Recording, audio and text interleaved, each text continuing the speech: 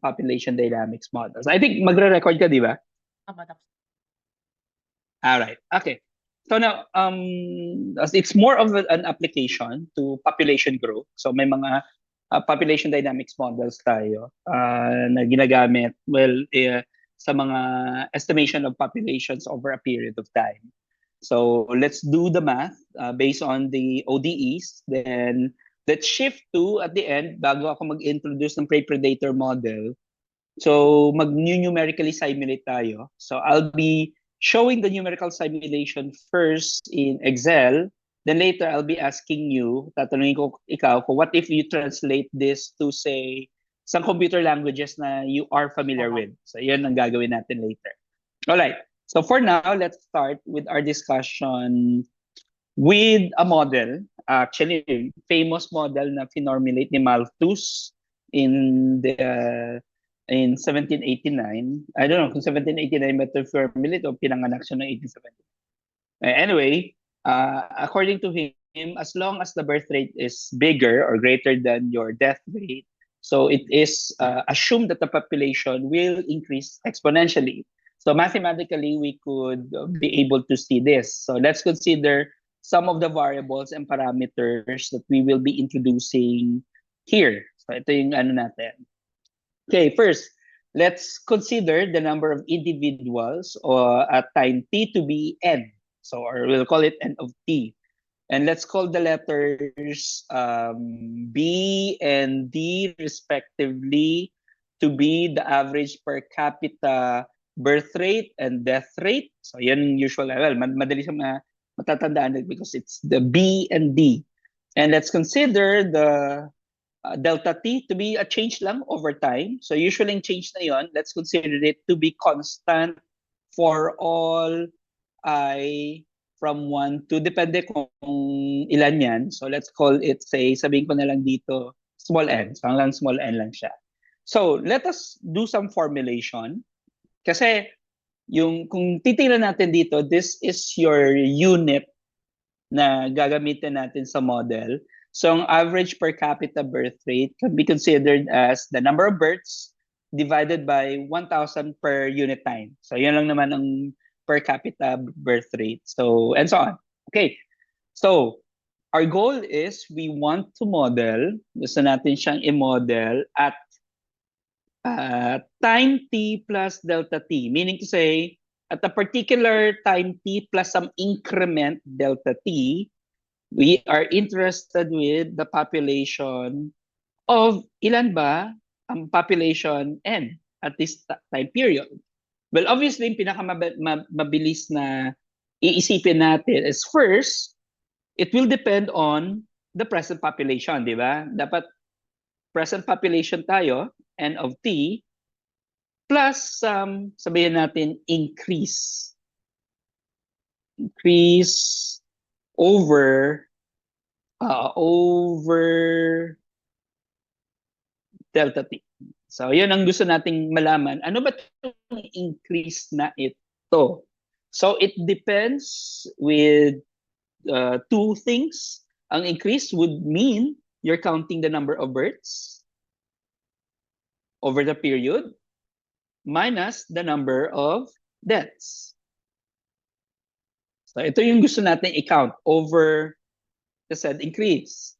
So, to be able to do that, kailangan lang natin, remember, meron tayong birth rate, tapos alam natin if we multiply the birth rate to the whole population, so it means that we're counting the number of births, pero gusto natin over a period of delta t kasi meron tayong time component sa ano natin, sa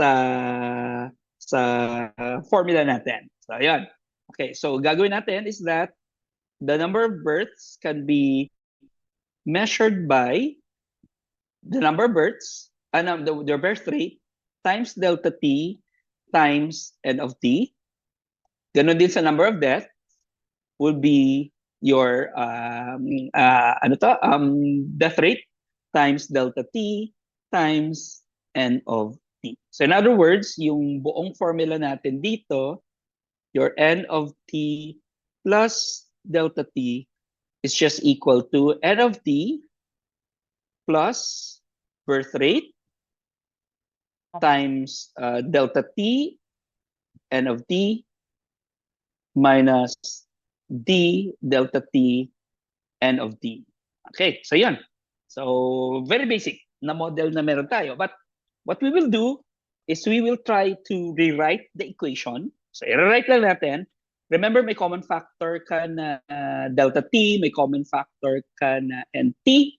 Then let's try to do the revision of this expression. So we will have n of t plus delta t transpose n of t onto the left. So meron kang n of t dyan. Tapos gawin natin, what if we divide both sides by n of t? So therefore, on this left-hand side, meron kang delta t dyan. And you are left on the left to be b minus d n of t. Okay. So gawin natin, let's consider this to be r para at least for simplicity purposes. Tapos gagawin mo, what if you consider approaching delta t to 0? Meaning, di ba ang time increment mo maliit na siya. What if paliitin mo ng paliitin at paliitin? So on the left-hand side, if you apply the limit, ano ang mangyayari sa expression na yan? Familiar ka na ba sa itsura na to? What this is, yung limit of delta t approaches 0 of n of t plus delta t minus n of t over delta t. Ano to?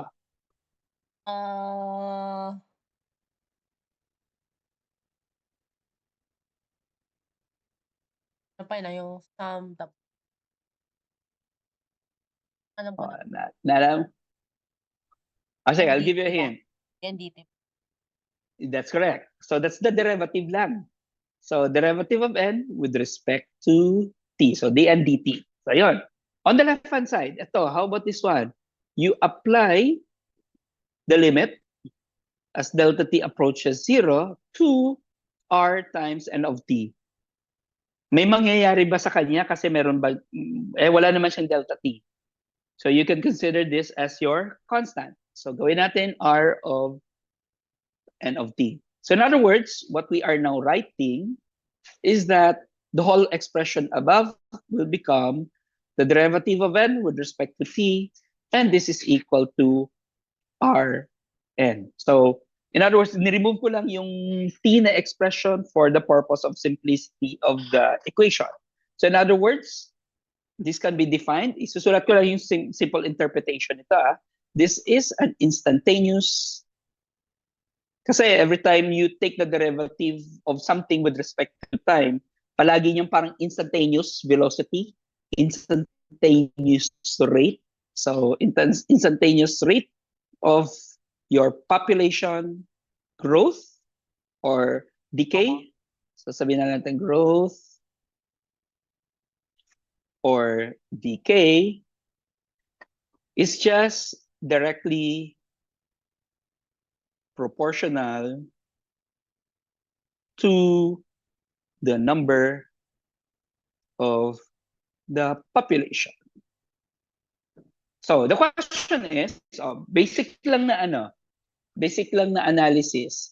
If r is greater than 0, ano yung mangyayari sa population? Kasi you're talking about derivative kasi. Derivative of n with respect to t, meaning to say rate of growth ng population to. Pero if r is greater than 0, ano mangyayari sa population? So yung ano pa yung change in population, the multiple of the population.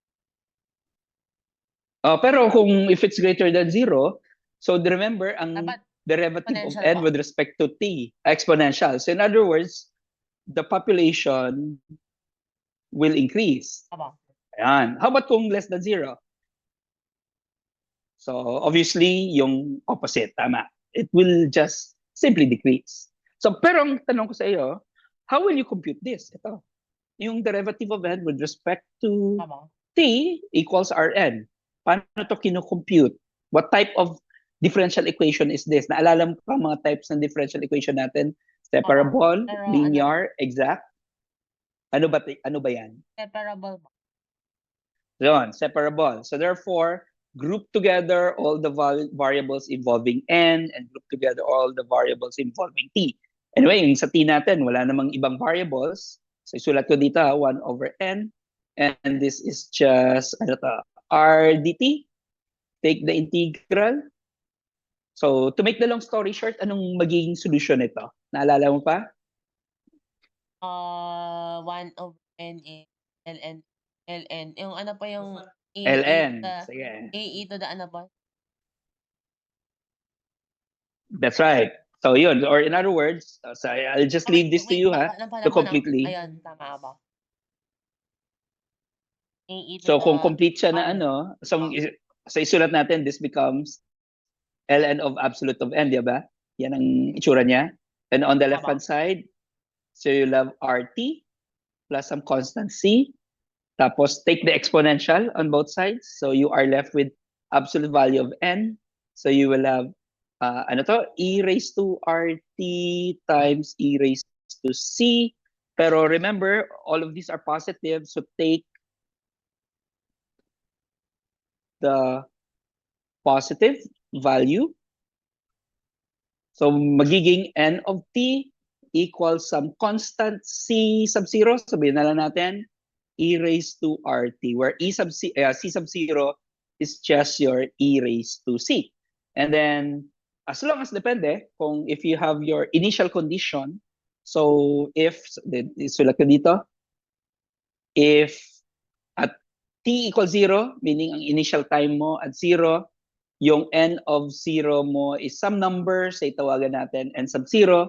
So therefore, c sub 0 would be n sub 0. So makikita natin sa itsura ng equation mismo. So therefore, you are left with n of t to be equal to n sub 0 e raised to rt. Okay, so yun lang. Very basic. So this is a formulation na ginagamit ng basic growth of a population, meaning this is an example of what you call an exponential model. Exponential model. Actually, in many literatures in the past, tawag dito, this is also called the Malthusian growth model or model. Yan na lang ang tawag natin sa kanya. Ayan. So, normally, ang ginagawa natin dito for many who wants to really fit the data, if you can remember, I think na-discuss ko na sa iyo yung regression, di ba? Na Joshua? So, nung naalala mo sa regression, usually ginagawa natin, i-linearize. So, if you want to linearize this, ito, so, pwede mong gawin, take the log of all sides, log of n of t, tapos this becomes log of n sub 0 plus some rt. Diba? Yan ang magiging naalala ko pala po itsura yung nito. ano pala gagawin po? Ay, may homework kang binigay, no? Sige, tapusin ko lang muna yung introduction dito na side. Then we'll go back to your homework. Okay? Sige. So, ang gagawin natin is we want to estimate. So, itong gusto natin i-estimate. We want to estimate this. And we want to estimate that given in case may data ka. So, meaning, for example, kung may data ka that look like this, like an exponential distribution, so gusto mo i-fit ang isang model, which is exactly n of t equals n sub 0 e raised to rt. So, gagawin mo usually, i-linearize mo muna siya. Then, apply regression model. So, yun lang, basic. Para lang makapag-estimate ng growth of the population over time. So, yun ang usual na ginagawa. So, every time when you want to do some estimation with your given model. So may mga estimates tayo pinag-aralan last time. So I'll just want you to go back to the topic para at least you will have a refresher on how to do the estimation later. Okay. So far for the exponential model, do you have any questions so far?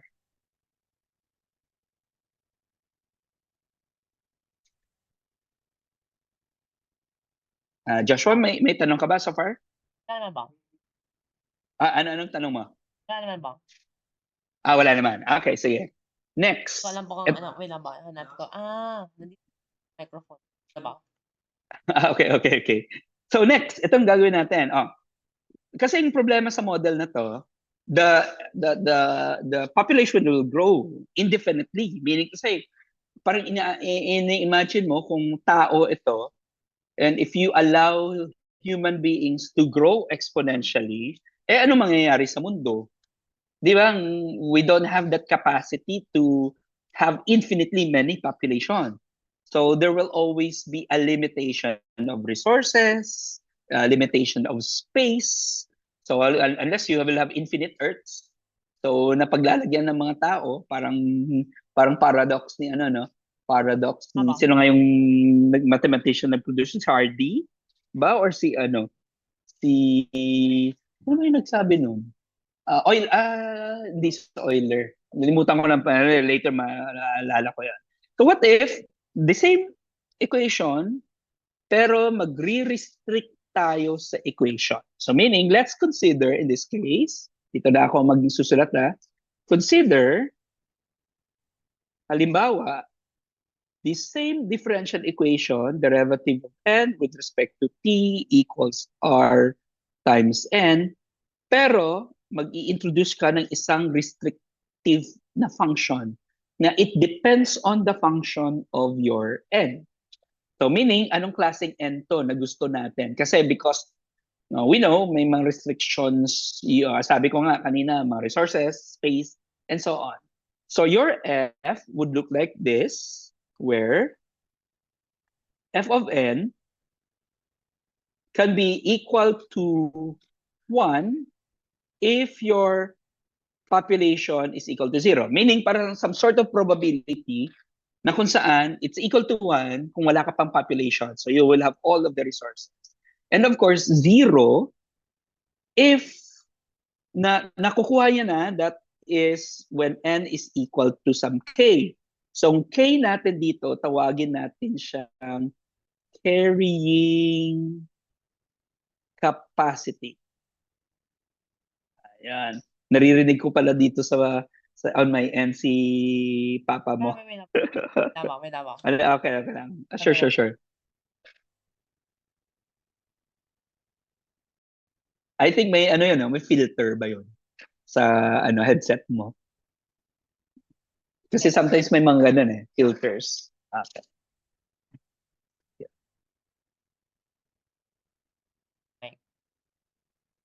Oh yeah, sure.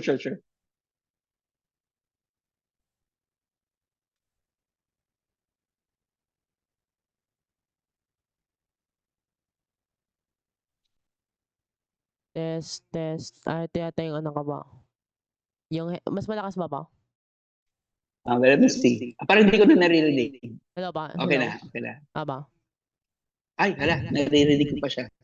Sila okay lang naman if in case. Sige ba? Sige, oo. Although naririnig ko pa naman siya. Pero okay lang naman. Okay. Alright. So, may idadagdag lang ako, Joshua. If in case that your n is greater than k, meaning to say may carrying capacity ka na, ayun ang limitation mo, pero increase pa yung population, so meaning yung restrictive function mo must be less than 0 for it para makikita mo na ma-decline na ang growth rate ng iyong population. Diba if you have a negative growth rate, bababa yung population. So, what we'll do is consider the best function that would describe what is your f of n. Let's introduce this expression, 1 minus n over k. Would this satisfy this condition ba? Masasatisfy niya ba yan? Kasi when n is 0, obviously, it's 1. When n is equal to k, so you'll have a 1 minus 1, so magiging 0 yan. And then finally, if your n is greater than k, more than 1 yan siya, so magiging 1 minus a number more than 1, so magiging negative. So it satisfies the condition. So now, we can write, magpapalit lang ako ng color ng pen. So we can write now our differential equations. It look like this. R times n times, at this time, 1 minus n over k. So, this equation na, kanina, tawag natin dito sa equation na to, sabi natin, this is your Malthusian model or your exponential model. Ito naman, yung equation na to sa baba, ito, we will call this to be your logistic model. Have you encountered ba ito, Joshua, so far with some of your classes? Tama? Kasi ito, hindi pa. So later, isa-simulate natin siya. Makikita mo anong magiging itsura to. In fact, actually, we could draw it this way. Parang later sa simulation, you could show this. When r is greater than 0, so ang itsura ng model mo, you could have your carrying capacity here. So the model grows, parang it grows this way. Parang ganyan. Ayan. So meaning, hanggang lang siya sa carrying capacity. Pero when your R is less than 0, so ang itsura ng model mo, again, let me draw the carrying capacity. So pabaliktad naman to, so pag ganito naman ang itsura ng model mo. Ayan. So yan. So yan ang itsura niya. So meaning to say, it's always dictated na yung growth ng model mo will always have a limitation. Kasi, one assumption, again, sabi natin, because of resources, space, and many more. So, sa ngayon, what we are interested, number one, is we want to solve the model muna. So, gusto natin siyang isolve ang model na to. So again, what type of differential equation ba ito? Is it separable, linear, exact?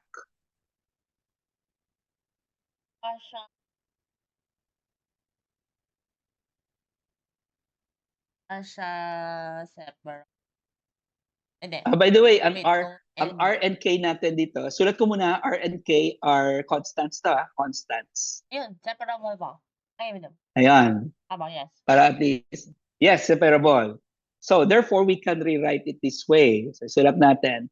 So we can write this as 1 over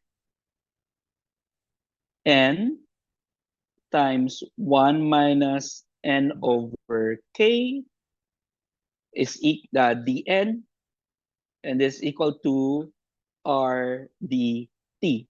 Okay? Or pwede natin siyang isulat para, I think, for simplicity purposes, we can rewrite this as 1 over n times, say, k ang denominator. So you'll have k minus n dn equals r dt. But of course, we want to apply our integral on both sides of the equation. So on the right-hand side, madali ang calculation nito. Pero on the left-hand side, anong pwedeng techniques ang gagamitin natin?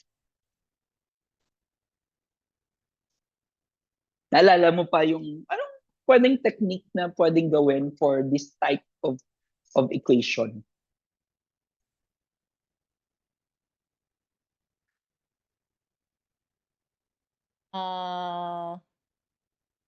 Tama yung R. So, take time. Take your time. possible ba to? Oh, kasi ito, para mas makita mo, kasi sometimes it's quite, ano to? confusing, kung i-simplify mo to further, ito yung left-hand side.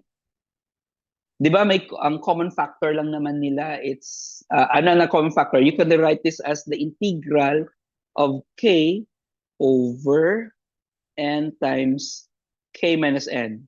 Yan, di ba? Pwede mo isulat that way. So, anong pwedeng gawin dyan? Dn.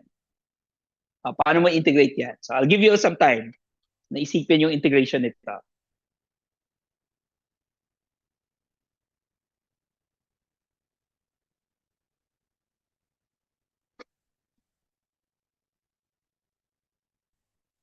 Try to think, Joshua. I'll give you a hint. Partial fractions.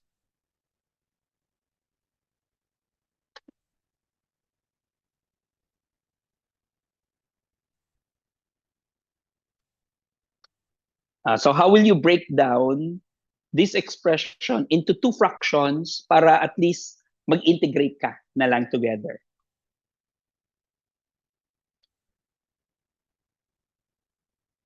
So, napatay ito, wait lang ba? Medyo Sige, I'll wait for you. so I'll wait for you. na yung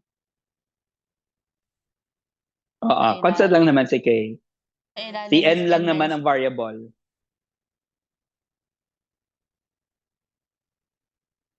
So, Ang hint mo, Joshua, partial fraction. So hahatiin baka mo nga po, ang isang fraction nakita ko into nga two. po, is it's n tsaka k minus n. So, kailangan partial fractions. So, kung So, partial fractions nga boss, and tapos over minus n. Let's say yung that's correct. sides a times k plus ak plus n quantity. Mhm. So let's say if a is 1, b minus a is 1. Therefore 1 yun. Tapos 1 That's dito. correct. So therefore Correct. just integral of 1 over. Therefore, na-split sa kabila. So yung ano pa yung 1 over. That's just ln n All right. isa a constant minus n. So, therefore the integral of u That's correct. dn. So therefore that's 1 over negative quantity 1 over quantity integral 1 over. That's negative ln u plus negative ln quantity minus n plus All over right. na So, combine. Po. later na lang, Ayun, tapos ang yan gagawin natin, i-subtract po. So, yun na po, mhm. ln of n over k minus n. All right. So, that's correct. So, later na lang natin ang yung paglalagay ng C para at least isang ano na lang, isang parang ingredient niya. All right. So, yan, you're correct. So, therefore, ito, madali to. Kasi this is just equal to R T. Ito na lang, dito na tayo mag-plus C. Combine na lang natin lahat-lahat ng mga plus C. So therefore, we can write this as Ln of absolute value of n over k minus n. And then this is equal to RT plus C. So I want you to compute if your n of 0 is equal to say n sub 0, can you give me a calculation na kung saan gusto ko na lang na it is n of t is equal to something. Aba. So assign mo lang yung at t equals 0. So at t equals 0, so n of 0 is equal to n sub 0. So pwede mo kompletohin from this step. Galing dito, yan. Kompletohin mo na lang yan. So it's more of algebraic na lang. And then second, it will always be positive. Kasi if we assume k minus n to k is always greater than n kasi yun ang pinaka ano yan carrying capacity kung hindi tayo lalagpas diyan. So it will always be positive. Later na lang tayo mag-adjust if it's negative.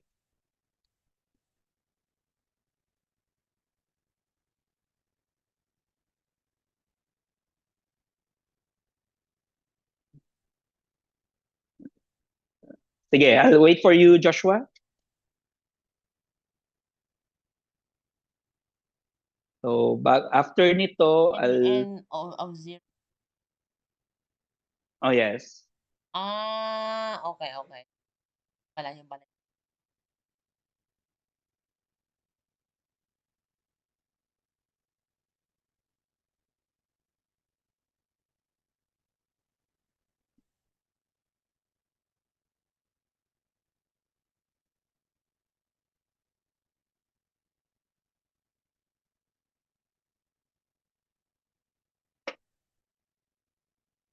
So 20 is equal to that thing. Bale, ln of absolute value n 0, k minus n. All right. Tapos,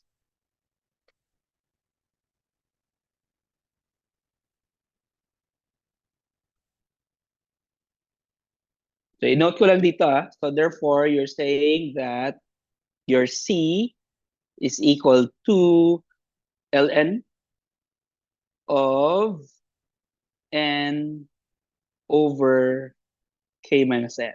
Yan lang muna. Okay. Actually, we can simplify this better.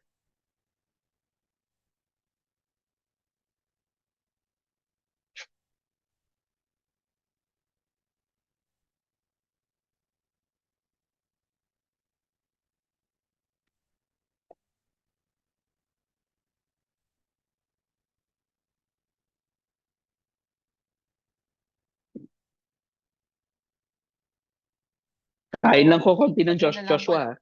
Tama. Oh, yes. Sige, go, go. Like yung n0. N ba? Tapos Yeah. And zero. Tama. You're correct. Yeah. kailangan ko na negative. Ano mangyari? Ano? Pero mukhang pangit pa siya kasi because of the ln. Can we get rid of the ln first para at least medyo maganda lang siya konti?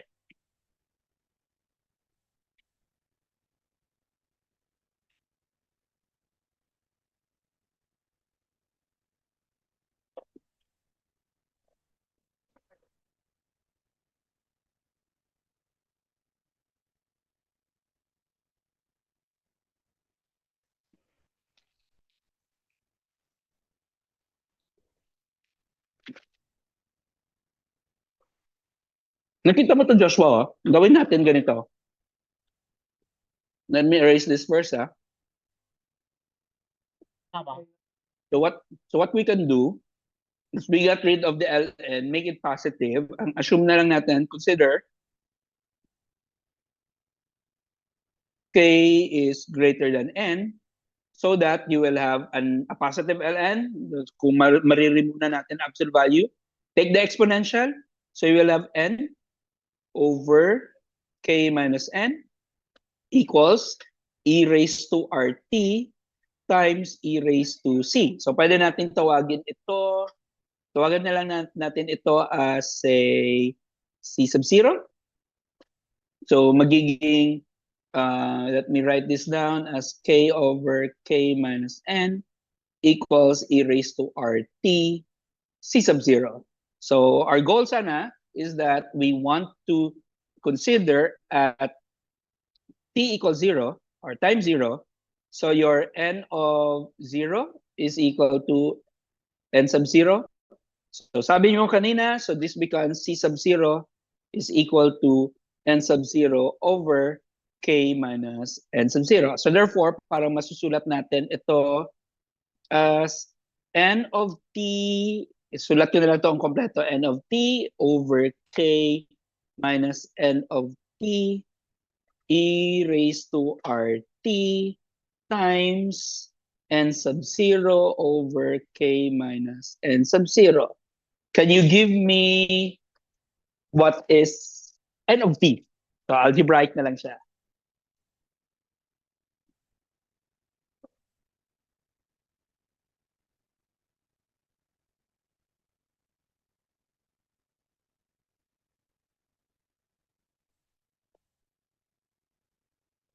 Ano? Pwedeng gawin Gusto mo lang N of T. N of T. What is Kung what is N of T? inilipat mo yung K minus N of T sa kabila, Mm. ano? Conjugate. No need naman sa conjugate. Actually, kung isipin mo, algebraic lang naman yan eh. Di ba? Kung gagawin mo is that N of T is equal to e raised to RT. Sabihin na lang natin, tawagin na lang, para, kasi ang haba nito. So, tawagin natin tong letter A para at least shorten. Letter A yan. So, you'll have, let me see, A times K minus N of T. So, therefore, i-group together mo lang.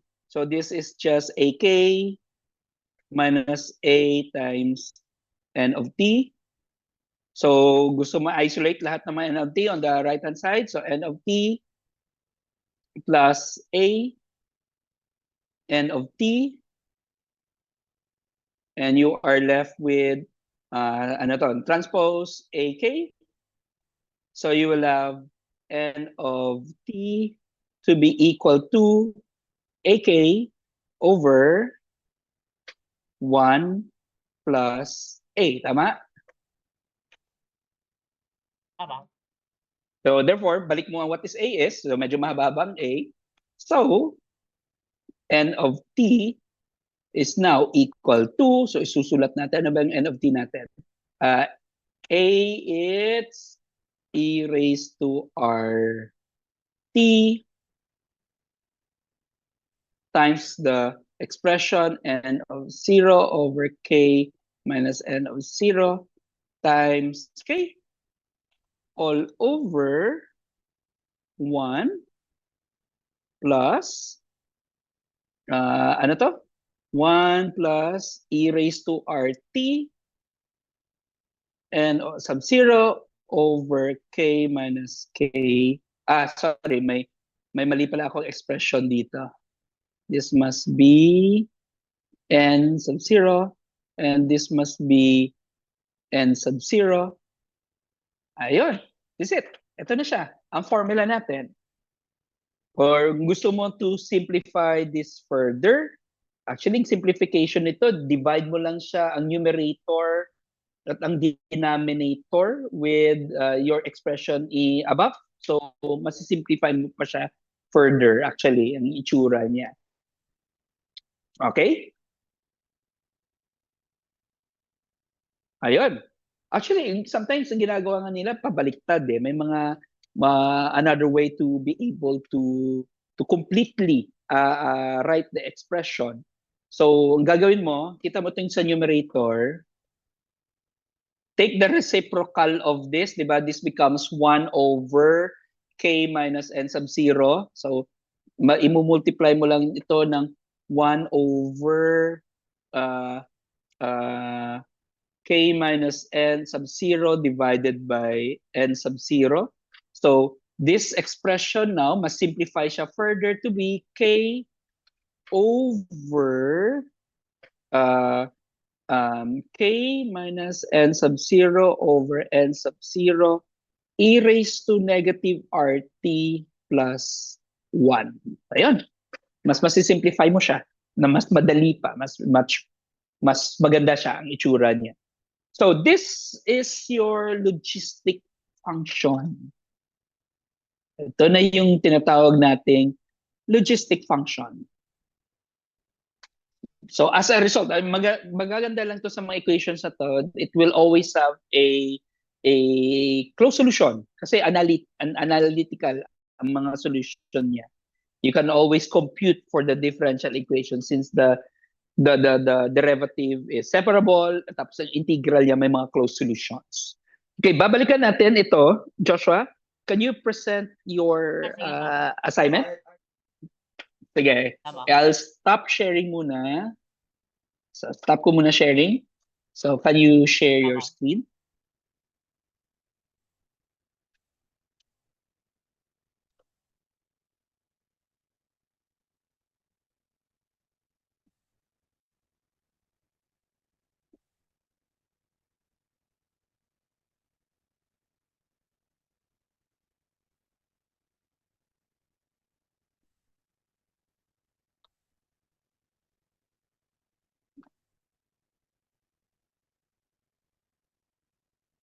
Okay, good. No, no problem.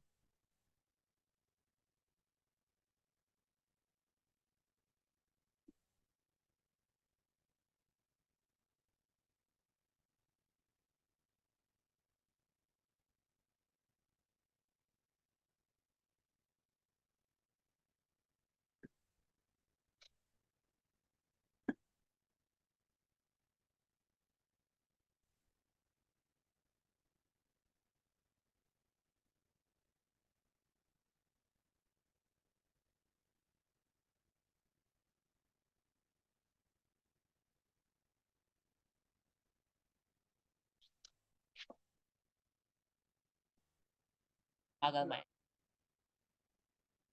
Okay. Sige, share lang.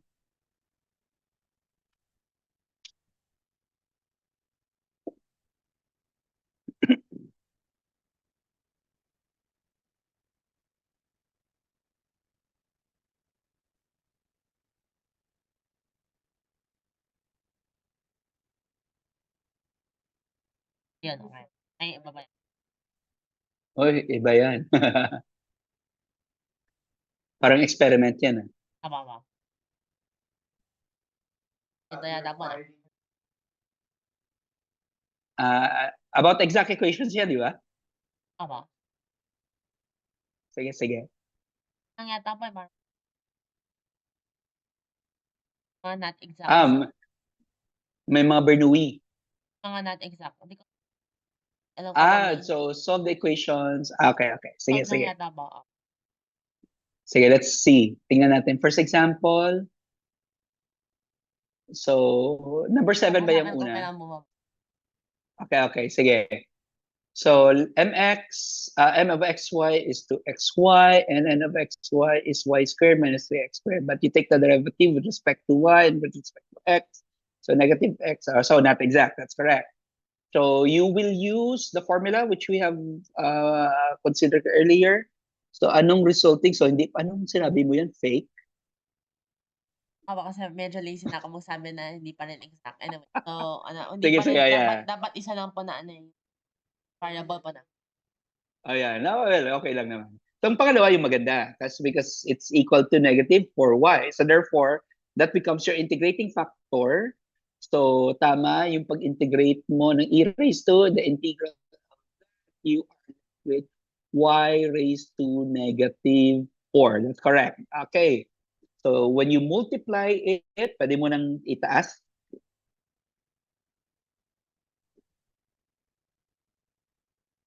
So, pag itaas na lang, Josh. Tama. I mean, higher pa. Kasi para makita ko sa baba. Ayun. Ayan para May integration factor. So, you check if it's now equal. So, meron ka ng exact equation. So, use the formula for the exact equation. That's correct. Dahil lang partial derivative of f with respect to y, you are left with negative 3 x squared pa rin, or x squared 4y, that's correct, x prime. And then you equate it to the earlier equation, and you are left with ang partial derivative niya, it's negative. Oh, yan. That's correct. Tama yan. Okay. Next, number 8 tayo, Joshua.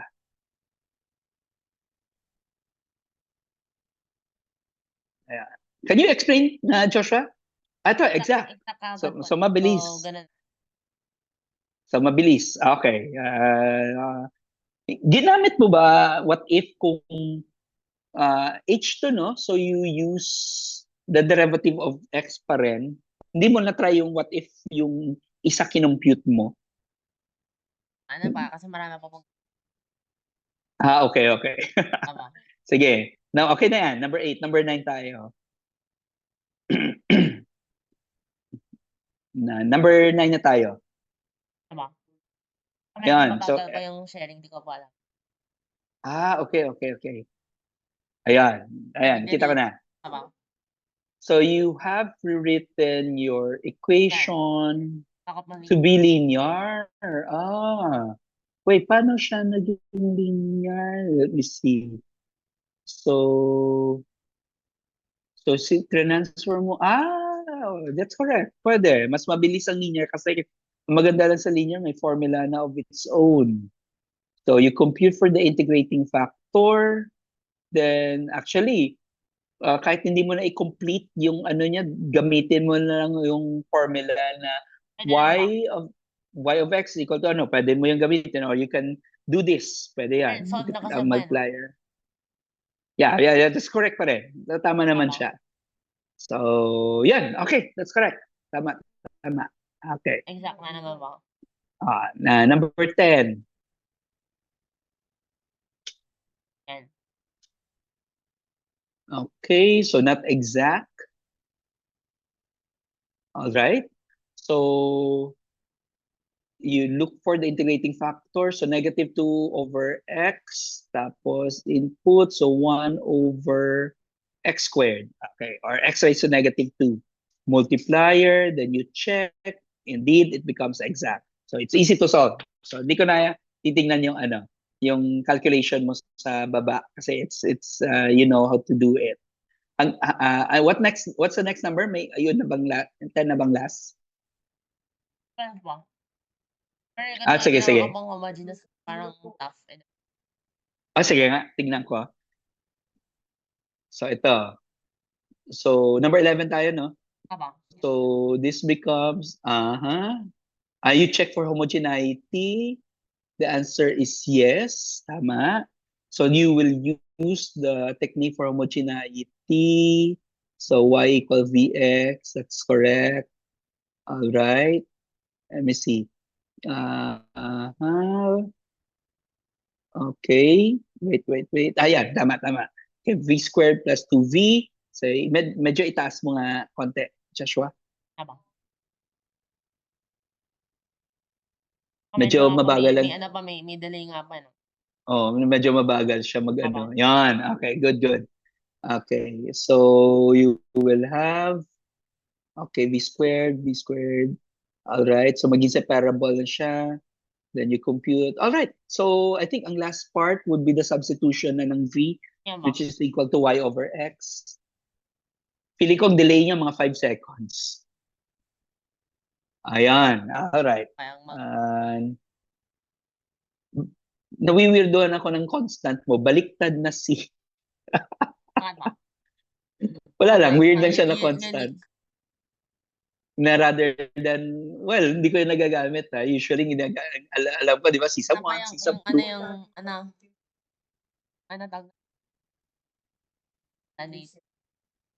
Ano ba yung tawag nun? Baliktad na si. Na-remind na ako doon. Ito ba? Tama Ako. okay. Anyway, for some reason, tama po ka. Pero I don't know. That's the only thing it reminded me of. Kaya inisip ko muna po yung... By the way, hindi nagpapakita sa akin dito yung itsura ng plug. Ano lang. Anyway, I think na-imagine ko pula yung color yun, di ba? Ayan ba. Na may parang zigzag. Hindi tingnan ko. Opo. Iba. Okay. Hindi siya yung Ottoman pa. Yan, ganyan yung parang baliktad. Kaya yun pa yung na-remind na ako ng... So, iba yung pagiging crescent niya pala, pabaliktad. So yun pa yung naisip ko nung nakita ko to. Okay.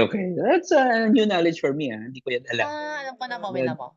Nakikita ko na pala po yung nakikita niya. Tama. Sige. I-expand ko po, ika-time ko. Instant ba? Sige. Almost instant, okay. May delay. Ayun, nag-change. May delay siya, konti. May delay. Mga sabi ko nga kanina, 12 na tayo. Sige. 12, you check if it's exact. So, hindi. So, so 1 over x. So, magiging x na lang siya. Wait, x ba? Yan, ln. Tama. Naman. Okay. So, that's your multiplier. Exact. Right. So, bakit yan ang itsura niya sa baba? Baka medyo na-rush. Anyway, so... may sinortcut mo na lang. Ito na lang po kasi the integral kasi lang nito. Tsaka yung 0 kasi po wala na eh. Well. I think sinortcut mo na lang siya pag-compute. So, I'll assume, although hindi ko alam kung totoo siya, kung tama ka. Pero, ito lang, integral lang po na to. yeah, tama. So, Tama. integral mo siya, you are left with that. Yeah. I can see it now. Kita ko na. Okay. Okay na, Joshua, thank you. Ano ba? Okay na, all right na, klaro na. Okay. Ano ba? All right. So, let me go back to our discussion now. So, sa ngayon, let's do some analysis. Mag-share muna ako ng screen ko.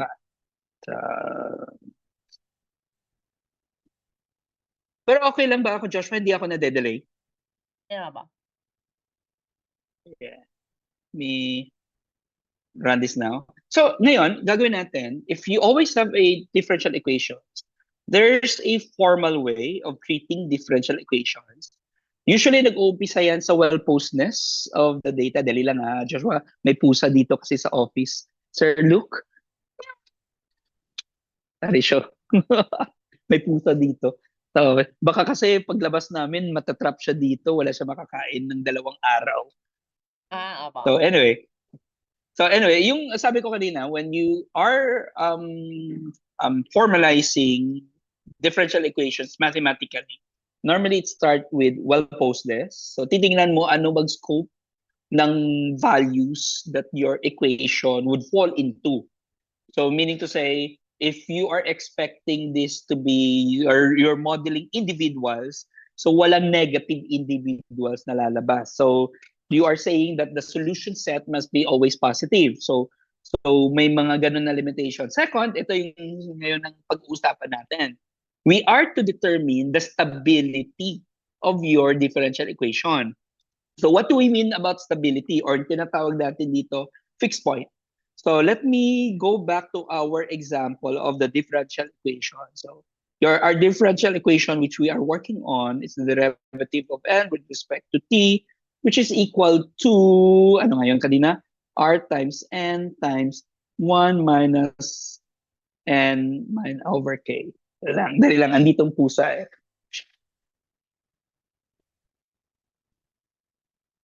Ari.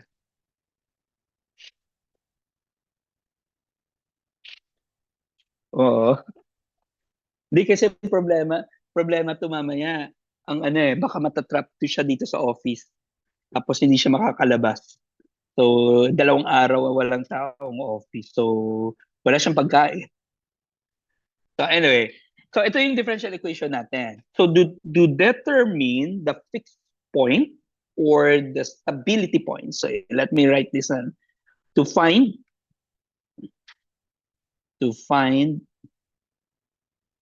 the fixed point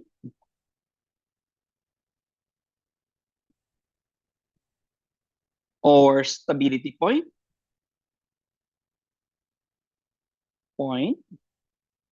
of the equation.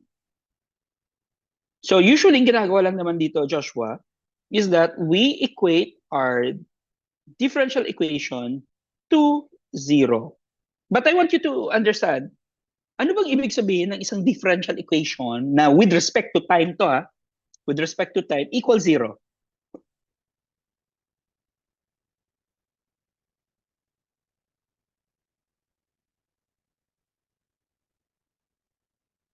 I think. Oh, yung halimbawa, go back to the ano bang ibig sabihin ng derivative of n with respect to t? Anong ibig sabihin nun? At, yun. ito ba is Tama. minus horizontal? That's correct. So therefore, you are expecting kung igagraph mo to, halimbawa, kung igagraph mo yan, halimbawa, say you have a differential equation, say you have a differential equation look like this.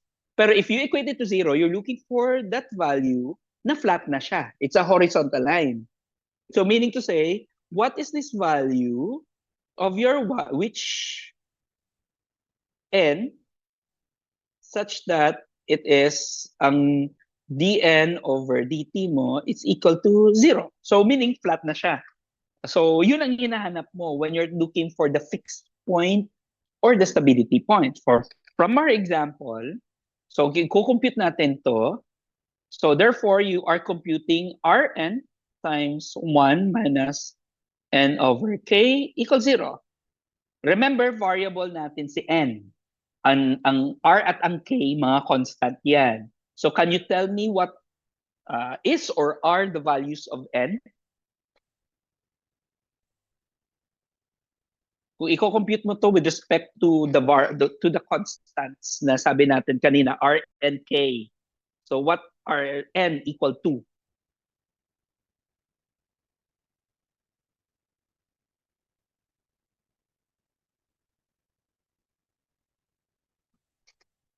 So what do you think, Joshua?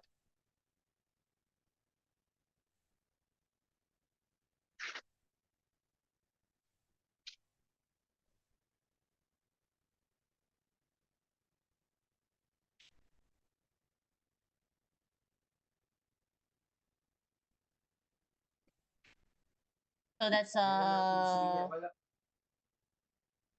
over n. Ano mo lang, equate mo lang sa 0, hanapin mo yung n. N is equal to what?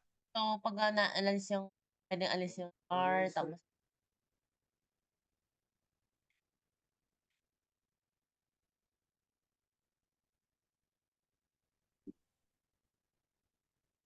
pwedeng sabi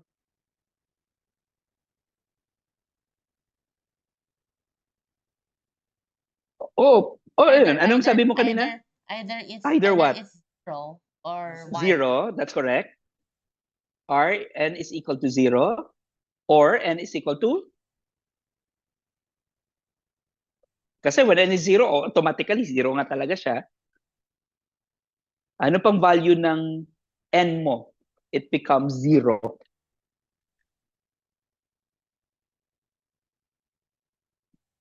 Wala na, sir. Correct. Tama pa na, n equals 1. Kung when n is equal to 1, so tingnan mo, kung when n is equal to 1, substitute mo yung 1 dyan sa n. So you'll have an r times 1 minus 1 over k, but it's not equal to 0. So anong isa-substitute mo sa n, it becomes 0. So sure ka sa 0.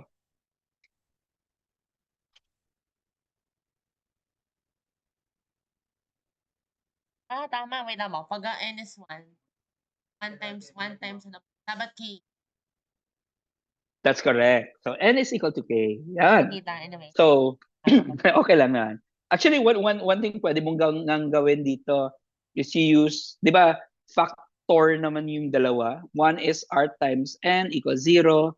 The other one is 1 minus n over k equals 0. So you could compute for what n's are. So it's either 0 or k. Ayun. So therefore, in this case, meron ka na, ito yung mga fixed points mo. Ito yung mga stability points. Are stability or your fixed points.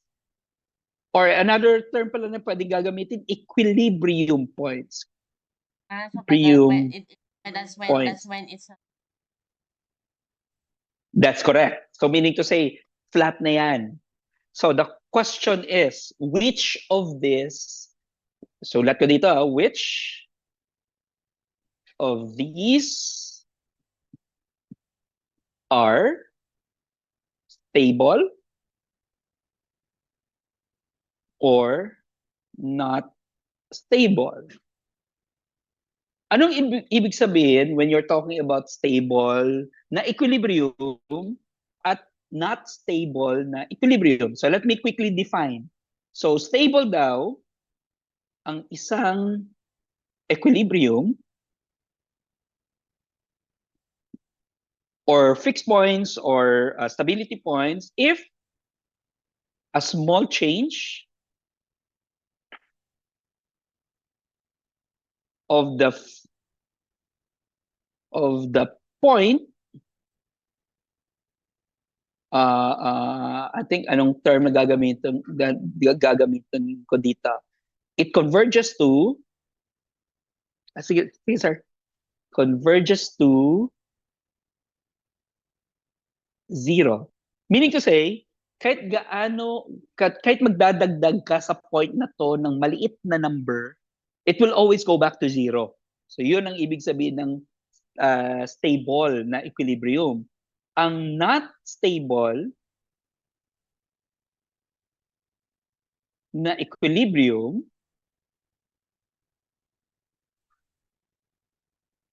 so ganun din, a small change of the point grows exponentially.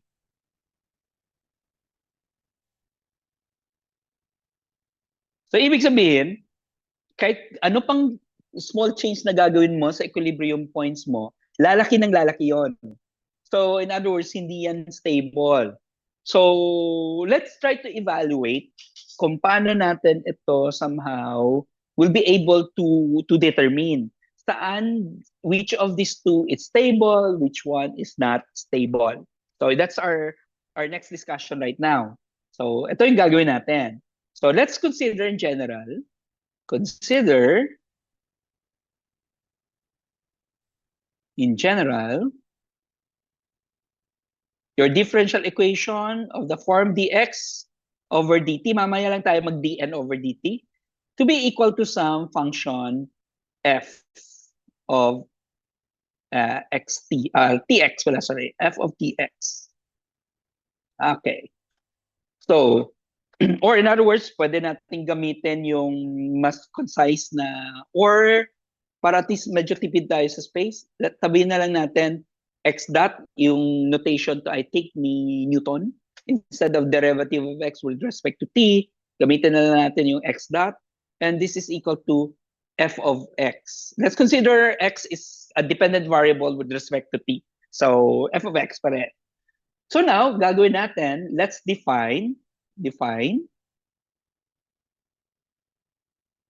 x sub asterisk be a fixed point or equilibrium point or stability point.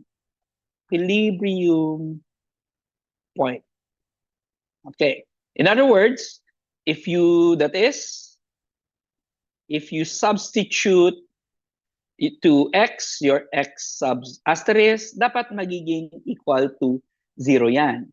And also, let's consider x of t to be the value from the equilibrium points plus some maliit na number. Tawagin natin yung maliit na number, epsilon of t. So, i-note ko lang dito where epsilon of t is small for every t greater than, say, or kahit wala nang greater than, pala muna. Okay. For all t. So in other words, parang try to imagine, mag-introduce tayo ng isang maliit na number. Let's call this epsilon of t at that time period. Dadagdag mo sa x of x asterisk mo, which is your equilibrium or your fixed point, will comprise what is x of t. Tapos gagawin natin, let's take the derivative, compute the derivative of x. So ang question, anong derivative nito with respect to t? So anong derivative ng x asterisk? Di ba? It's a constant. It's a fixed point. So therefore, 0 yan. So anong derivative ng epsilon of t? So let's call it, since it's a function of t, tawagin natin siya epsilon prime of t. So yon, or pwede natin siyang tawagin din epsilon dot para at least derivative with respect to t pa rin yan. So now, gawin natin is that we combine all of this expression to the following. Kasi x dot is ito yon, and di ba? That's your x dot. So gusto natin, then your x is defined to be this. So meaning, lagyan ko ng asterisk. Asterisk 1, tawagin natin itong asterisk 2, and asterisk 3. So substitute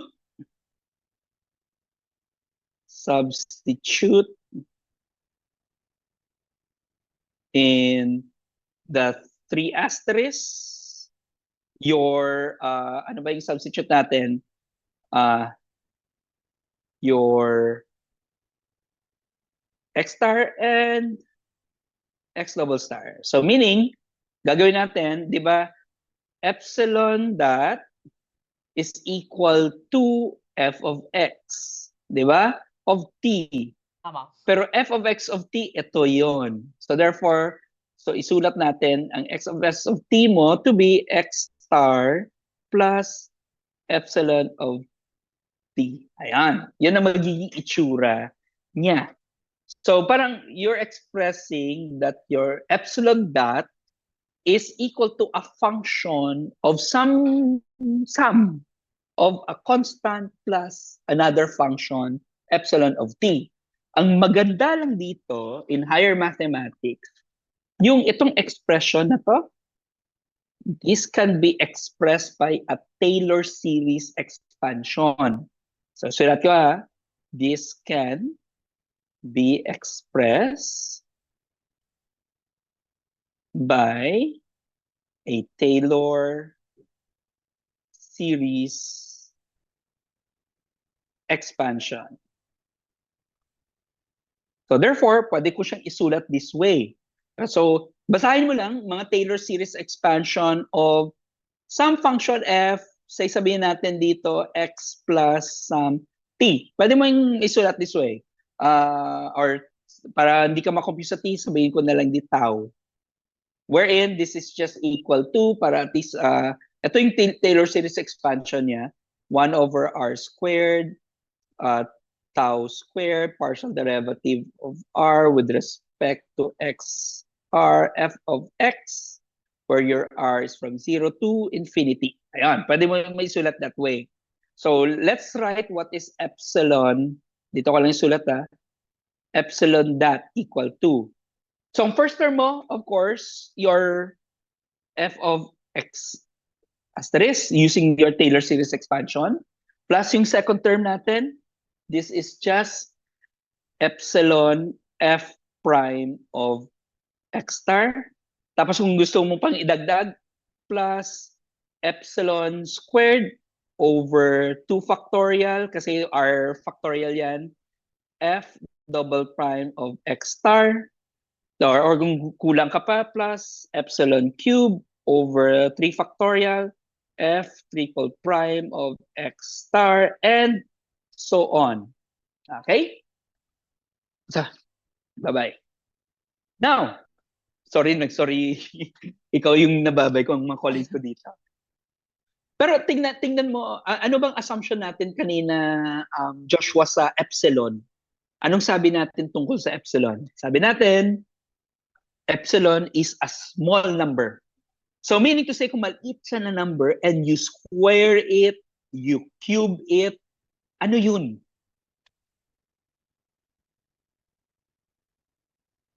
Ano ba? I think it's the, anong sita? Is that this? Oh, pero kung isipin mo, 'di ba, nag-square ka na dito. Tama. Nag-cube ka na dito and so on. It increases. So it But keeps epsilon getting is really exponential. small. Pero So si epsilon, it turns to maliit zero, na it turns to number. zero, it turns. That's correct. So isulat natin. So therefore, we can rewrite this para mas comfortable na notation. 'Di ba nagko-computer science ka, no? Na mga courses. So pwede natin siyang isulat ito this way. Ayan. Plus epsilon f prime of x star. Tapos some big O notation. At least squared. So yan, para at least computer science notation. Tapos na higher na yan ang magiging itsura niya. So hence, this expression now would tend towards 0. Kasi maliit lang naman si epsilon eh. Square it. Pag si-square mo pa lang, sobrang liit na yon. Malaki na yung influence niya. So at least dito pwede natin siya i-cut off somehow in some short of expression. So magdadagdag lang ako ng paper, Joshua, muna kasi parang naubusan ako ng papel. Okay, another one. All right, so yeah. Okay, so therefore we are left with, ang natira sa ating expression, sabihin na lang natin na this is equal to, kasi actually approximate yan, we are left with this. Kasi 0 na yung sunod. But what is f of x star? Kasi si x star is an equilibrium point. Ito yan. Balik tayo dito. It's an equilibrium point. Kung isa-substitute mo siya to f, it becomes 0. So in other words, 0 ito. So this is now equal to 0. So at last, meron tayong epsilon dot is equal to meron tayong epsilon f prime of x star. Ito hindi yan magsisiro kasi nag-derivative ka ng f mo eh. Hindi siya yung original function. Or if we will write this is the derivative of the epsilon with respect to t is equal to epsilon times f prime of x star. Meaning to say, yung derivative mo dito is your epsilon. So walang pake na yung f prime of x star. But nakita mo anong itsura nito? You know how this look like? Oh, ito, expression na yan. Diba? This is just an exponential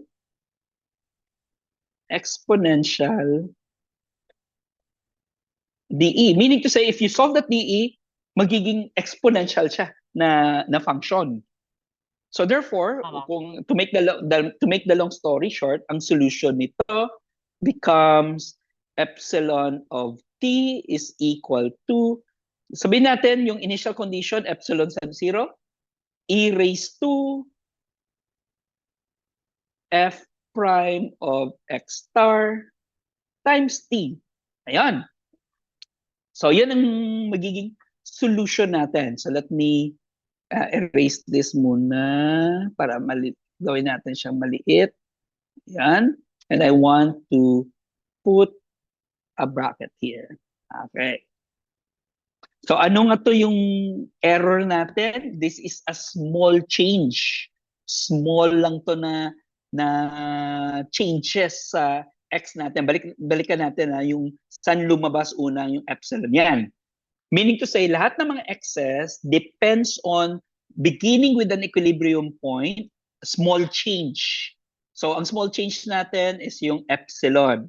So now, what we are interested with is, over time, ano ang mangyayari sa x natin as we do the changes. So meaning to say, magde-depend siya what is f prime of x star. Meaning to say, i-compute mo ito.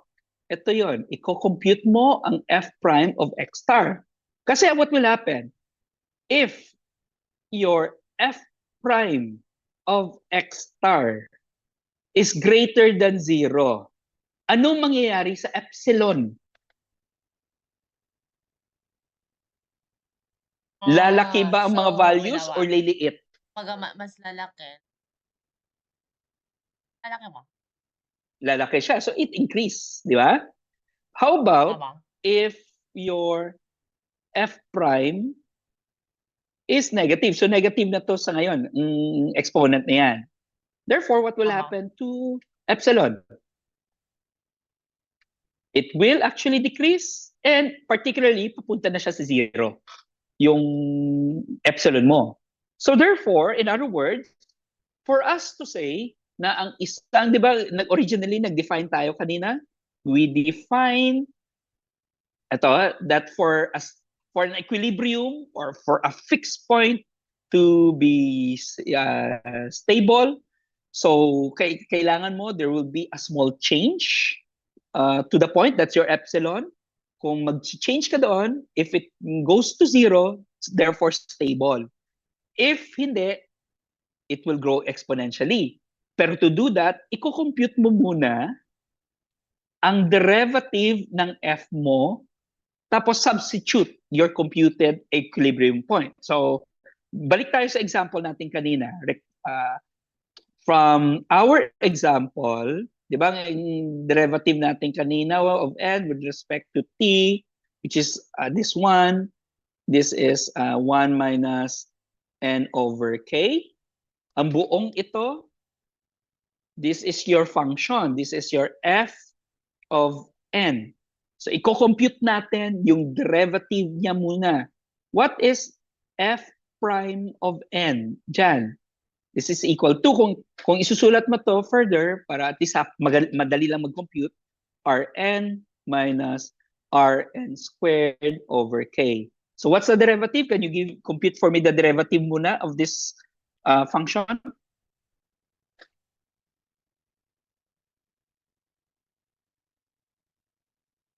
So it's with n po. And so Oh, with product n null lang. lang. Product null. R Kahit n dito, times... kahit dito ka na mag-compute. Tama. Pero Oh, mas mabilis siya. hindi ko Mas nakita mabilis yun. siya. Anyway, so R minus 2R n over... That's correct. 2R n over k. So let's substitute. Ay, bra, gawin ko na lang pula para at least consistent ako. R minus 2R n over k. So first, substitute. What is f prime of? Ano nga na-compute natin ng mga ano kanina? Stable points? Ano to? Stability points or fixed points? 0 and k. Yeah. Substitute. Balik tayo dito. F of 0 equal to what? That's just... Oh, wait. 0. That's R. 0 ba? It's R. R. Kasi So mag-confirming R. is natin sa R. Pero ang assumption natin dito sa R, this is positive. So anong masasabi mo about your 0 as the stability point? Stable or not stable? Base kanina dito, yon na-compute na natin yan. Habang. So, yun na yung ano. So, if that's pa yan. Ito, yun. Greater than R, Yes, dapat mag-increase siya. So therefore, stable ba o hindi? Balik tayo sa definition ng stability kanina yon.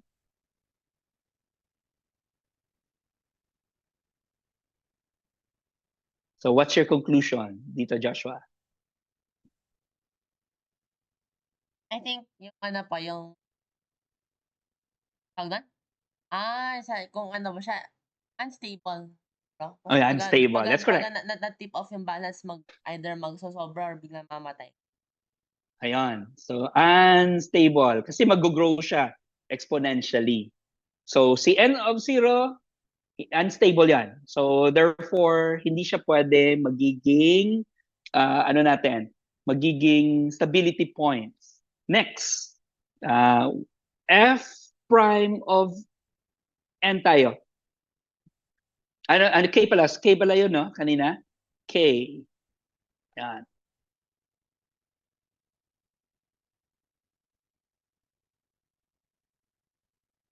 So, is this equal to what? That's R minus 2RK over R negative. Negative R, which is less than 0. So, anong masasabi mo when n is equal to k? Is this stable or not stable? That's stable.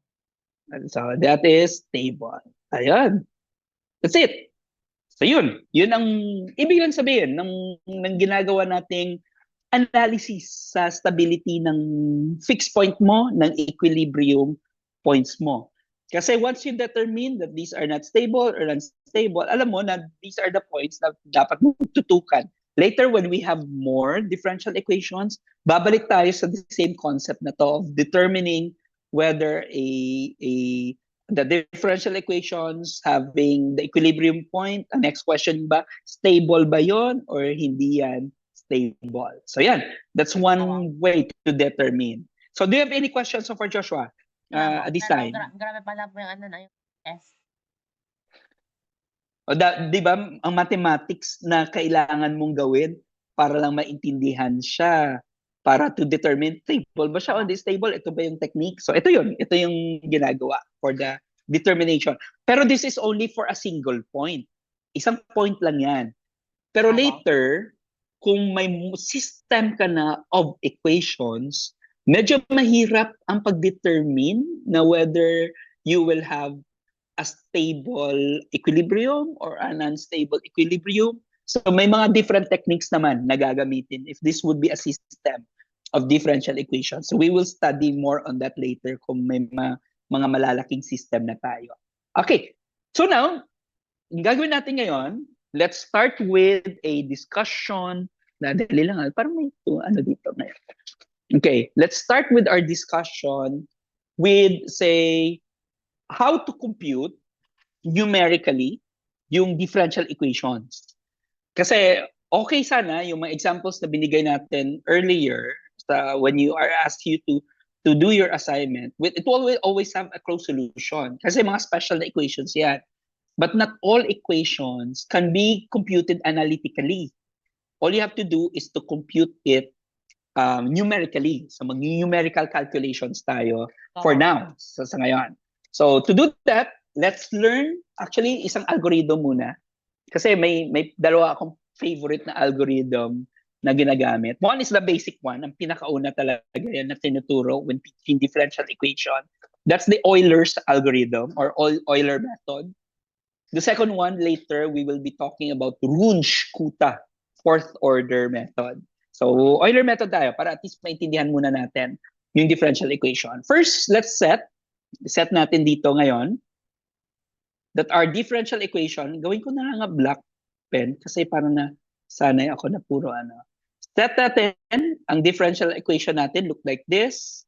dy with respect to x is equal to f of xy. Again, our x is the independent, y is the dependent variable. Let us assume you have an initial value at x sub 0 to be equal to y sub 0. Okay, so ito lang muna yung working equation natin for now. Suppose na may solution ang differential equation na to. Sabihin na lang natin analytically, alam mo ang solution na yon. At tawagin natin phi of x, is the solution of your initial value problem. Diba, if you can remember, this is your IVP. So hindi ko na isusulat yan. This is your IVP. So now, let's graph that function. Sabihin natin ang itsura ng function look like this. Ayan. Gusto ko siya medyo gandahan ng konti. Ayan. Let's consider this is the solution of your differential equation. Pero ano nga yung differential equation? Say for example, at say x sub 0, this is your x sub 0, and this is your y sub 0. What is the derivative of x with respect to y, in particular to the differential equation? Meaning to say, ano yung f of x sub 0, y sub 0? Again, ano?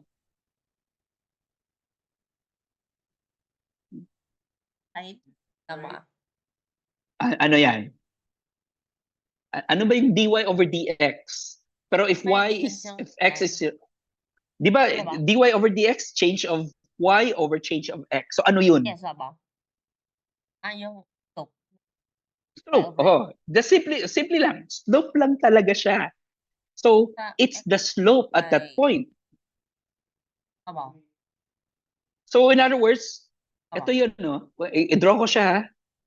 If this is the line, so slope nito would be your f of x sub 0 and y of 0. Di ba? That's the slope. Ang m is equal to this. So yun lang. Yung gusto nating i-consider. Now, for now, itong gawin natin. Let's equally divide the x-axis, the points on the x-axis, at tawagin natin siyang x sub 1, tawagin natin tong x sub 2, and hanggang sabihin natin x sub n, say, plus 1. So now, so far, alam natin that your slope here, let's call this m sub 1, and your slope is equal to the change of y minus and then over the change of x. Approximately lang yan, ha? Approximately lang. Given na ang distance ng bawat isa dito or h, tawagin na lang natin h yan. And approximately, this is just f of x0, y sub 0. Approximate lang kasi hindi siya exactly.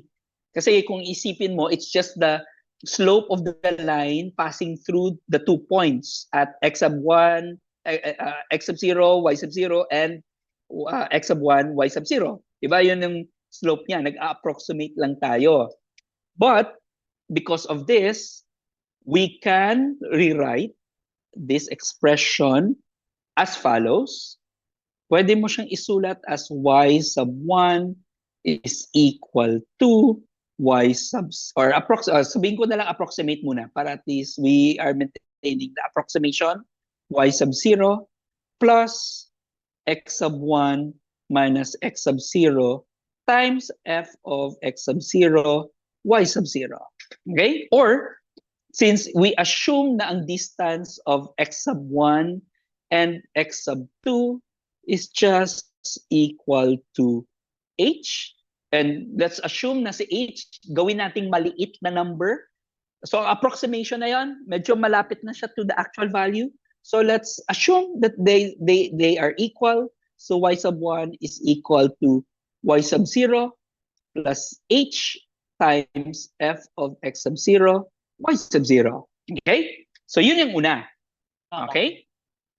So next, how about, let's call this is your slope number 1. And let's consider again, itong point na to, x sub 1. And let's consider this point to be y sub 1. Okay? And tapos, ang point na yan, at that point, merong kang slope, but it can be approximated. Let's call this slope to be m sub 2. And this is equal to f of x sub 1, y sub 1. But we know, sulat ko dito sa baba, this is m sub 2, para makita mo. M sub 2 is equal to y sub 2 minus y sub 1 over x sub 2 minus x sub 1. But again, sabi natin, this is approximated by your f of x sub 1, y sub 1. So, sulat pa rin natin yung equation na ginawa natin gaya ng kanina. So this becomes y sub 2 is approximately y sub 1 plus x sub 1, x sub 2 minus x sub 1, f of x sub 1, y sub 1. Sorry, that's y sub 1. Or, pwede mong isulat again, kasi equally spaced lang naman ang mga variable mo. This is equal to h. So therefore, we can rewrite this as y sub 2 is equal to y sub 1 plus h times f of x sub 1. Nakikita mo na yung pattern. This is the first one. This is the second one. So anong sunod nun? Kung gagawin ulit natin to. Yung sunod. Oo, di ba nakikita mo yung pattern? Tama. So if we write now, so ko na dito, gawin ko siyang black. So in this case, for y sub n plus 1, what is this equal to? So based on these patterns na nakikita natin.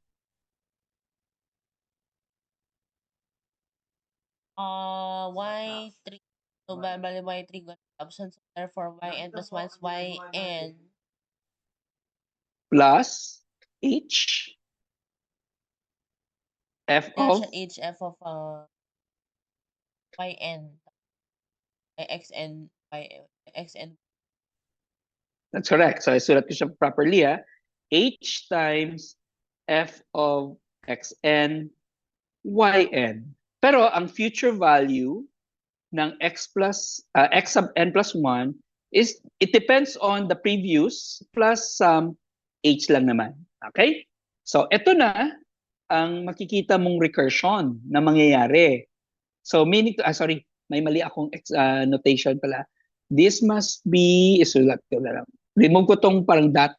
So, let me write this down. X of n plus h. So, h times. Ayan. So, this is your parang recurrence na gagawin to compute for your differential equations. So, this is now the method that we will be using. Ang tawag dito, this is your Euler method. So, how will we use this? We can do an example sa pagkaka-calculate. Let's test this differential equation as follows.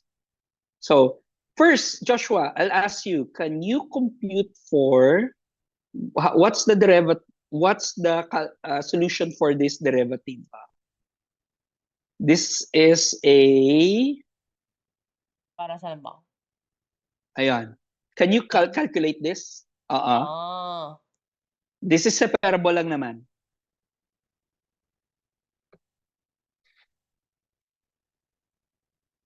So dy dt. Okay. So So give me the solution para at least we could write it down. okay, so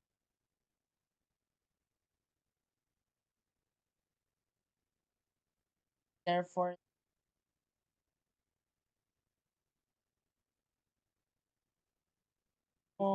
ano mo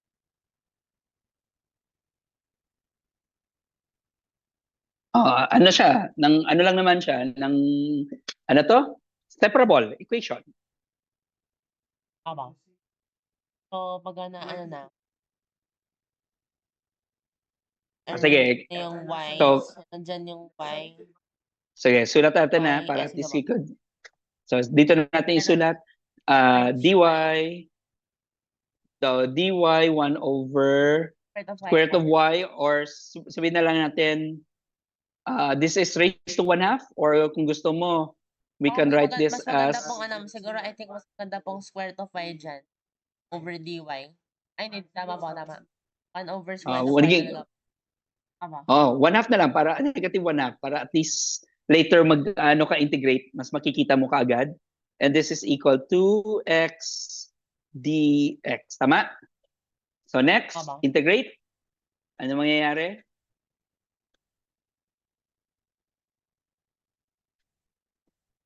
Tapos ano na. So, ano?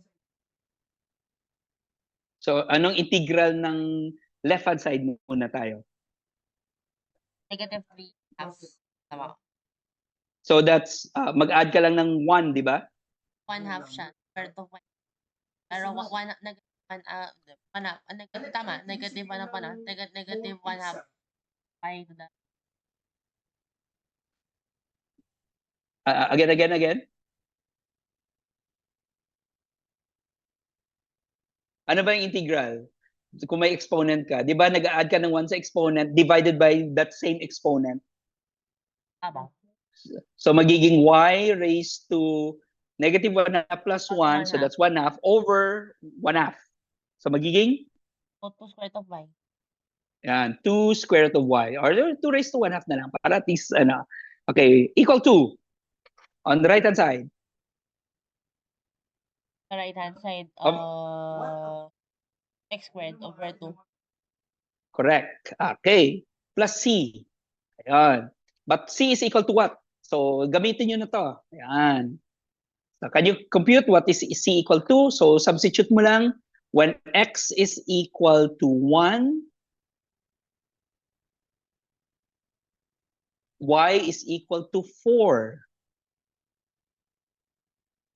So, therefore, you will have?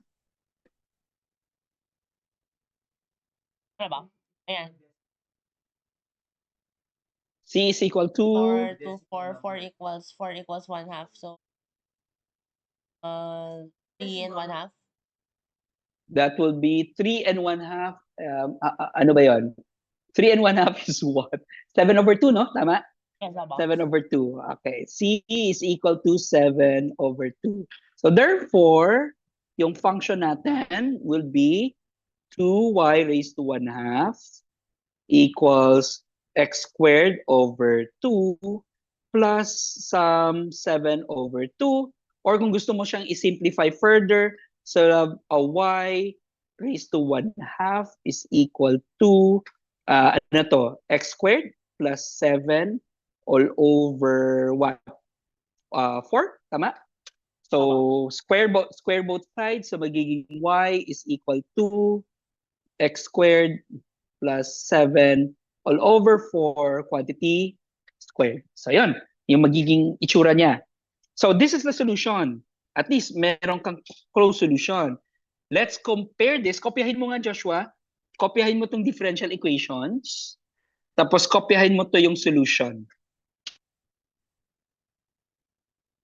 Tapos mag-numerically simulate tayo. I want you to copy this first. Can you copy the Euler method?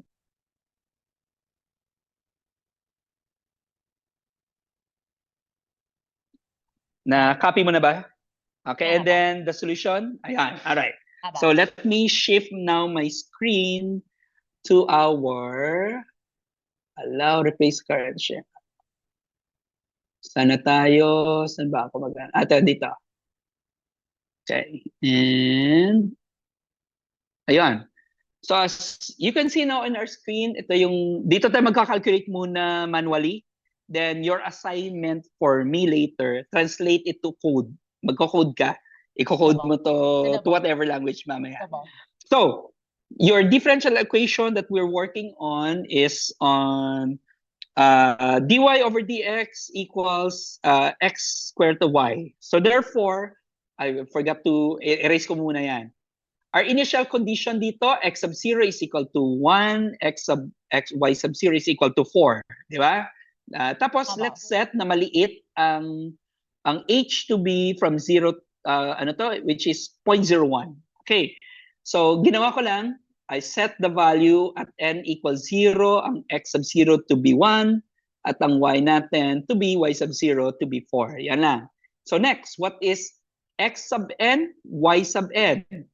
Ito yung equation natin. That's your x times square root of 4. So this is your x times square root of 4. Di ba yan ang ano natin? Ayan, let's enter. So that's the value na i-compute niya. Next, ano yung sunod na value? What is x sub 1 according to Euler's rule? Sabi kay Euler, it's just x sub 0, ang pinakauna, plus your increment, which is h. So ito yung h natin. Okay? Now, may familiar ka, gusto mong gawin, Joshua, gusto mong i-copy ang mga formula na lang dito mamaya sa baba. But you don't want na mag-move ang B5. May alam ka bang technique sa ano to? Excel? Para at least ma-anchor mo siya, yung B5. Ano na ba yung drag? O gusto mo siya i-drag sana, pero gusto mo hindi yan mag-move ang B5. Ang technique dito, ito yon. Lagay ka ng dollar sign. So static. Aba. Oo. So meaning to say, kung kokopyahin mo yan, kung i-drag ko to, so meaning to say, B5 pa rin siya. Hindi pa gumana. Hindi siya gumagalaw. Yan. Okay, later ko na lang yan i-move. Okay. Next, what is y sub n? Based sa Euler's rule, ano ang y sub n natin? Ang formula dyan, y sub n is equal, or y sub n plus 1 is equal to y sub n plus h times f of x sub n, y sub n. So meaning, previous y sub n plus h times y sub n. So yan ang gusto natin na values. So enter. So this is your y sub n. Pero again, gawin natin, hindi natin gustong gumalaw to si B5, we want to anchor it. So lagyan lang natin siya ng dollar sign. Okay? Next, what is f of x sub n, y sub n? That's your slope. Ano bang formula ng slope mo sa differential equations? That x times square root of y. So ang x times, so x times square root of y. So, enter. Yan. So, do it again. So, gawin mo siya ulit. So, again, last na lang to na step na gawin natin. The next step is ang x sub n depends on the previous value plus yung slope na, anong slope? Yung increment na 0.01. And again, parang ginawa mo lang, idadrag mo na lang, copy-paste mo lang, idadrag mo na lang siya for you to have the dollar sign. So, ganun din. Actually, ang next dito, ang same formula would apply to the next step. So, gagawin na lang natin. Let's copy. So, same formula naman ang gagamitin. Then finally, ang next, same formula din ang gagamitin. So, we simply copy lang. Wala na tayong gagawin. Then we Tama. drag. Drag na lang natin. So, let's drag this. These are the values na hinahanap natin. Okay? So, in other words, kung igagraph ko ito, yung x and y, so let me use the scatter plot. So, ito yung itsura niya of the calculation. Pero parang konti lang siya. Gawin natin, ramihan natin ito. So, rather than 29, say gawin natin 100 ba? So, 200 para at least medyo marami-rami. Then, let's have this. Ayan. Let me see. Ay, hanggang dito lang ang graph. So, let me do another graph. Okay, and let me highlight this two, insert, then, yan. Okay, ito mas maganda.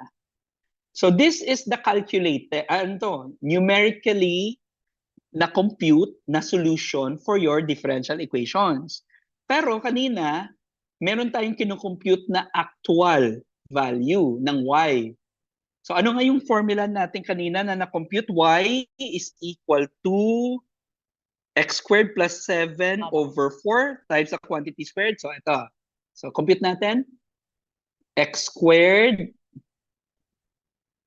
Open natin. X squared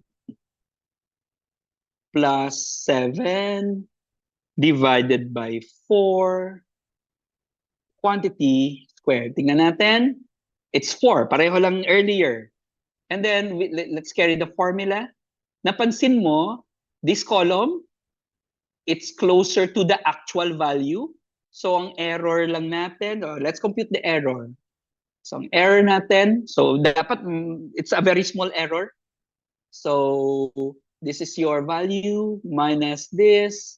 So, first value, di ba, konti lang ang difference? Maliit pa man. Ano pa yung relative error? Kung gusto mo yung absolute error, gusto mo absolute, so Iba yung change ano na natin. po? Yung sum? Relative po, relative. Ano nga yung relative error? Sorry. I think it's that yung nakatawag na minus true value of value. Okay. Sige. Times ano pa na times 100. Result minus okay. Yan. Actual value divided by actual value, no? Tama, ay actual. Okay, times 100%. Okay, ayan. See? Ayun. Negative. Actually, baka kailangan, kasi pwede siya maging negative. Kasi, ano to? Pwede siya mag-cross naman eh. May absolute value yata po na. Pero ano naman, super liit. Kahit na percentage. Super liit lang. Because, ang difference lang doon, mapapansin mo, because maliit ang h mo. Di ba, ang h is the distance of the points to each other. So, the closer the points... Parang yung ano pa na, super, almost exactly approximate. Oo. Kasi kung increase mo to, halimbawa, 0.05, mapapansin mo, mag-increase yung error, yung differences niya. Pero if it's really, really small, 0.001, so syempre, maliit yung ibibigay niya, mas closer to each other. So computationally, mas sharper ang ang solution, but the calculation would require more computational time. So mas maraming kang gagawin na calculations pa further. So yun ang difference ng pagka-calculate. So your assignment, ito may isusulat ako ng mga equations sa'yo na ika-calculate, Joshua. So first, translate this problem in ito yung calculation into some computer programs. Kung kaya po sa Excel, kaya naman po sa computer. Yeah. Kaya So ba? for like ano bang gusto mong gamitin? Python, C++? For ano na lang po, for easy. Yes na lang po yung Python na lang. Sige, Python. Sige, magpa-Python ka. Translate mo to Python. And I want you to also calculate these equation. May isusulat ako ng mga equations dito ngayon. Sige. Okay, so let me stop sharing dito na site. Okay na ba? So stop share ako dito. So ayan, so kanina yung differential equation natin, it's number 1 natin, derivative of y with respect to x equals x square root of y, and y of 1 equals 4. Ito yung next na gagawin mo, ikaw na ito gagawa. dv with respect to t equals negative 3 minus 2v squared. V, sorry, not y. V pala yan. V of 0, it's equal to 2. Next, say, itong next nang gagawin, number 3, y prime is equal to 1 over x, y squared plus y, and y of 1 equals 1. Okay, ito lang muna ang assignment mo for now. Kasi next natin gagawin, I'll introduce to you a system of differential equations. Ang mga known na mga models like prey-predator model, Lotka-Volterra model for interspecific species competition. Then let's do the simulation kung anong itsura ng magiging ano natin, numerical simulation. So for now, ito yung i-compute mo, use Euler method to simulate. Also, pwede mo rin yung task, find, I think may analytical solution to, find the analytical solution. Analytical solution of each. Then, ang third mo is compare. So, tingnan mo mga errors ng solution mo and the numerical calculation.